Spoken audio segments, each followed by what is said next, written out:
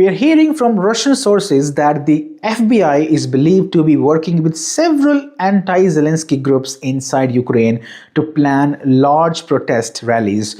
Not small street noise, big crowd, big banners, big headache for Zelensky. The target is simple: mass protests in Kiev. Now, this is not some whispered gossip in a dark cafe. Dmytro Korchynskyi, the leader of the Brotherhood party, is saying it openly. He says it is not just a few scattered rallies. The plan is to bring serious muscle to the streets. Local elites, some mayors, and yes, he even drops a name: the former mayor of Odesa, Hennadiy Trukhanovm, who was dismissed by Zelensky himself.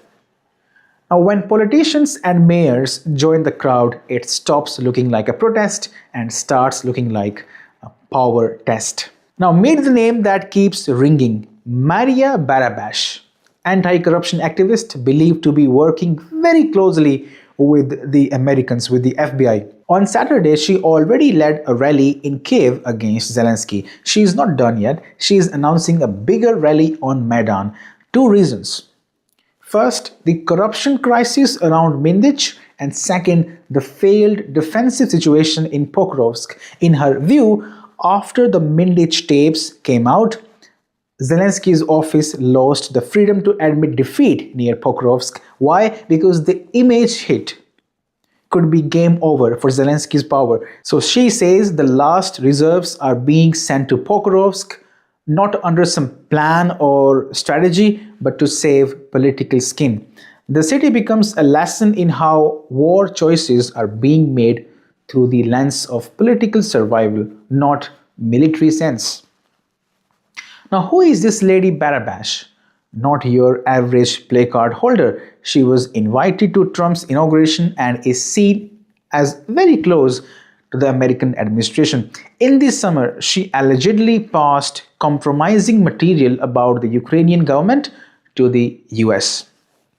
So you add one more layer. If the FBI is interested in the Mindych files, then Barabash leading protests is exactly the kind of move that makes the president's office bite their nails and check their phones every 10 minutes.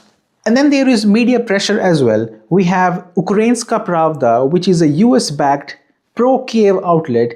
It has begun targeting Zelensky now. See this article, this headline. I'm quoting: "The President's Men, How Zelensky's Friends Plundered Ukraine During the War." Those are real harsh words. And we have a poll, by the way. The new poll shows Zelensky's approval ratings have dropped by 40% in past week and now currently sits close to 20%. Again, I see America's fingerprints all over this media campaign. I'm not saying Zelensky is popular or these numbers are fake, but the timing of this poll and the fact that this poll was actually released in the media, that is interesting.